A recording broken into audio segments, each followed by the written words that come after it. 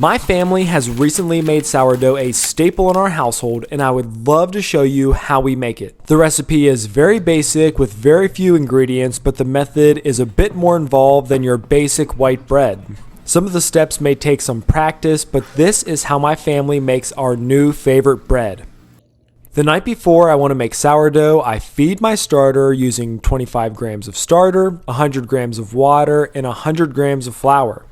Even if I just pulled my starter out of the fridge, this feeding should be more than enough to get your starter active again. The next day, your starter should have at least doubled in size and be ready for use. Measuring with the food scale, add 150 grams of starter and 320 grams of water to a bowl and mix until the starter is dissolved and you're left with a milky paste. Next, add 450 grams of bread flour and 10 grams of salt. Mix thoroughly until you have one homogeneous lump of dough.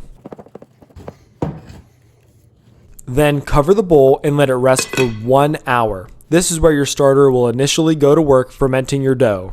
I often let my dough rest in the oven with the light on because the extra little bit of heat added helps the yeast really get to work.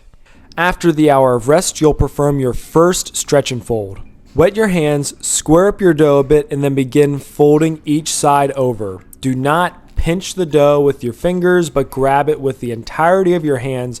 Give it a good pull. You really want to stretch the dough and then fold it over from top to bottom, right to left, bottom to top, and left to right.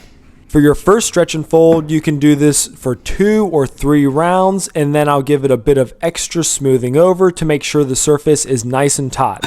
Then we'll let the dough rest for another hour. We'll continue on to perform our second stretch and fold the same as your first. With each stretch and fold, you'll notice your dough becoming a little bit more elastic. That means that as you pull, it has a bit more resistance. It's not as easily stretched. After your second stretch and fold, let the dough rest for another hour. Then we'll perform the third and final stretch and fold, ensuring the outer surface of the dough is taut by the end. You don't want to crush or smash the dough at any point, but you do want to be firm when pulling it taut. This helps develop the structure of the bread and helps it keep its shape. Now that the structure of the bread has been built, let the dough rest until it has doubled in size. This can take anywhere from 3 to 12 hours depending on how warm your home is and also how active your starter is. Once your dough has doubled, you'll begin shaping the dough. Go ahead and dump your bowl of dough onto a clean countertop and stretch your dough into a square. Then pull each corner of your dough into the center, creating the initial shape of your dough. Once you've pulled all the corners in, flip the dough and begin creating tension. With slightly cupped hands, move your dough in an arching motion across your counter, somewhat like an upside down J. This will help create and maintain a nice shape for your loaf. Once you've done that a few times and the shape is holding well and not caving in or falling out the sides, flip it upside down into your banneton, or if you don't have a banneton, you can use any bowl with a lightly floured towel. Then pinch the sides into the middle to once again help your dough keep its shape. Once shaped, cover your dough and place it in the fridge to ferment overnight. The next day, place your Dutch oven into your oven and preheat to 450 degrees Fahrenheit. Once preheated, it's time to score your dough and place it in the oven with the lid on. Get a piece of parchment paper, place it on top of your dough, and then flip your banneton over onto the parchment paper. Score your dough using a razor blade or a very sharp knife. Scoring your dough creates a weak point for the bread to expand through. Not properly scoring your dough could result in an oddly shaped or flat loaf, as your dough may expand out the sides instead of through the top of the loaf. Then place your loaf on the parchment paper into the Dutch oven and allow it to bake for 20 minutes with the lid on. After 20 minutes, remove the lid to your Dutch oven and lower the oven temp to 400 degrees Fahrenheit.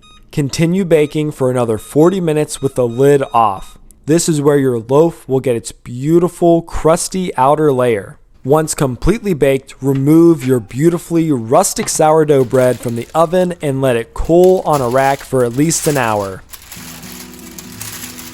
It's got a fully crusted base, and just listen to that. Nice and crunchy. It's got a nice open enough crumb. Maybe it's not the holiest sourdough I've ever seen in my life, but it'll definitely do. And then here is our piece of sourdough. And the most important part, it tastes wonderful. This is my preferred sandwich bread. I eat this every single day. While I was doing my research and learning how to make sourdough, I've heard stories of people taking over a year to get a nice open crumb, not too, what's the British word, stodgy, not too doughy. I was saying noodle-like. Some of the loaves that we were getting were really dense and almost tasted like a noodle.